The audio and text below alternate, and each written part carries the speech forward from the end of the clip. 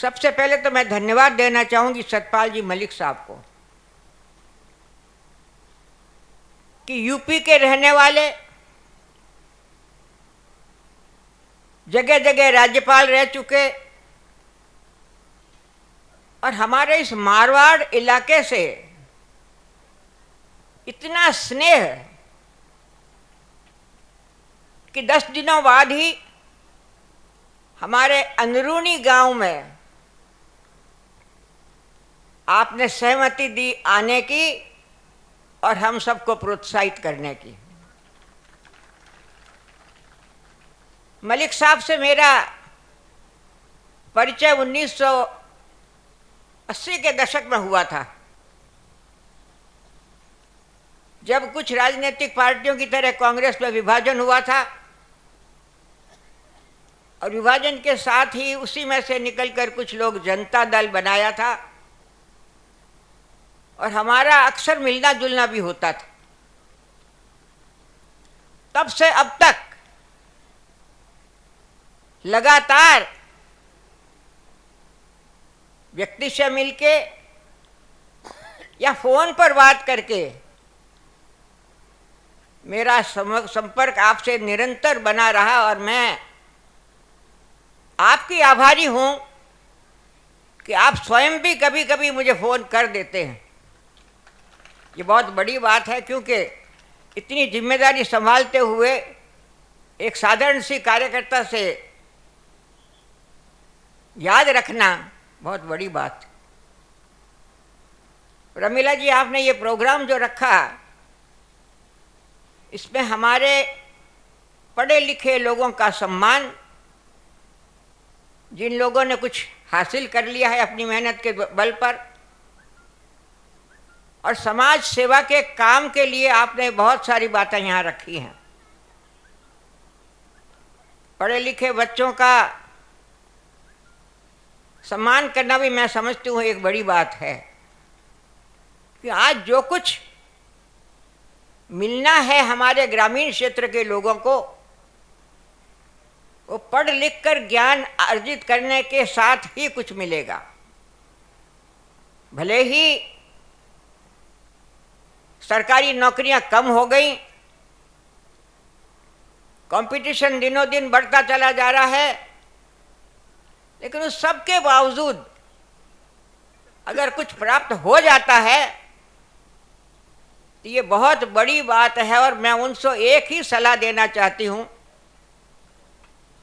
कि जो काम आपने हासिल किया,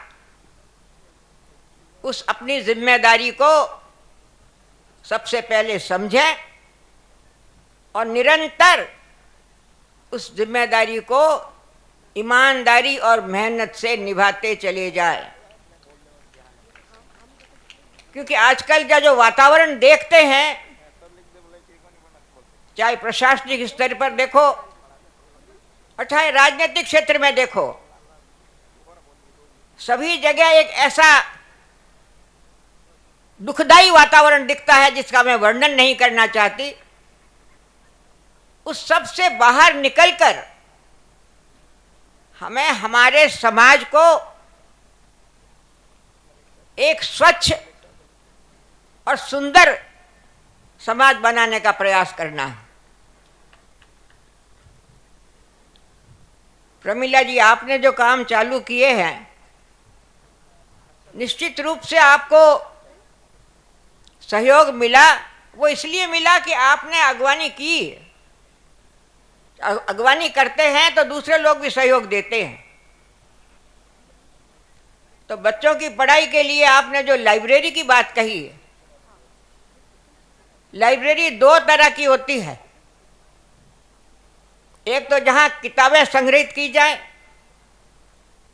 और एक जहां बच्चों के स्वयं के पढ़ने का एक स्थान बनाया जाए।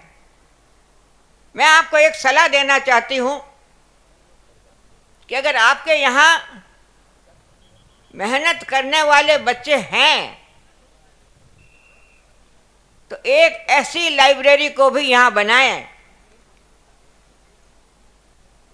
जहाँ बच्चे घंटों बैठकर अपनी पढ़ाई को आगे के लिए कोई कंपटीशन हो तो उसके लिए तैयार कर सकें। और अगर इसमें कुछ देखना चाहें तो एक दिन बालोतरा आ जाएं। वहाँ भी एक लड़कियों लड़कों का छात्रावास चला रहे हैं। उसमें पहले एक लाइब्रेरी बनाई और वो लाइब्रेरी जब फुल चलती गई तो लड़कियों की अलग से बनानी पड़ी। और मैंने पूछा कई लड़कियों को, भाई आप घर में क्यों नहीं पढ़ लेती हो? उनका जवाब था कि घर में एकाग्र होकर हम नहीं पढ़ सकते। कभी कोई मेहमान आ गया, कभी किसी के लिए चाय बनानी पड़ी, कभी दरवाज़ा खोल दिया, कभी बच्चा रो दिया। लेकिन जब 3 घंटे वो पढ़ने वाली लाइब्रेरी में पढ़ता है तो वो निरंतर पढ़ता है और एकाग्रता से पढ़ता है। आप एक प्रयास ये भी करके देखना। दूसरी बात मैं ये निवेदन करना चाहती हूं कि आपने जो जन कल्याण के काम यहाँ शुरू किए हैं, एक काम को स्थापित कर देना तो एक बात होती है, लेकिन निरंतर उसकी देखरेख कराना भी आपका काम बनेगा। यहाँ जो आपने अंडरग्राउंड सफाई की लाइन डालने की बात कही, बहुत अच्छी बात है, बहुत ही बढ़िया बात है। क्योंकि शहरों में जो कुछ देखते हैं ना, वो एक बार बन जाने के बाद में बिगाड़ बहुत होता है। तो उसको ठीक ठाक चला सकें आप, इसका आपको प्रयास करना है। और जो सिलाई मशीनें वाली बात आपने कही, ये बहुत अच्छी बात है। लेकिन एक बात और जोड़ दें इसके साथ, कि मशीन तो मिल जाती है, लेकिन उनको सिखाने के लिए भी, कटिंग सिखाने के लिए आजकल बहुत नई तरीके निकले हैं। फटे पुराने कपड़ों को जोड़ तोड़ करके भी इतनी बढ़िया चीज़ें बनाई जाती है कि बहुत महंगी बिकती है वो। तो आप मशीन के साथ साथ प्रयास करके कोई इनको सिलाई सिखाने वाली महिला का भी कोई प्रबंध करें, तो आपकी जो सिलाई मशीनें दी हैं उसका बहुत अच्छा उपयोग होने वाला। अंत में एक बार मैं और मलिक साहब का धन्यवाद करना चाहती हूँ, क्योंकि आप सार्वजनिक जीवन में रहते हुए इतना खुलकर अपनी बात कहते हैं। मुझे एक बार राजनीति में किसी नए एमएलए बने, उन्होंने पूछा था कि बहन जी मुझे एक बात बताइए कि आप 3-4 बार एमएलए बन गए और इस राजनीति में कुछ हासिल करने के लिए कोई मुझे तरीका बताओ। मैंने कहा भाई तरीका तो बता दूंगी मैंने तो नहीं अपनाया है, लेकिन तरीका ये है चमचागिरी।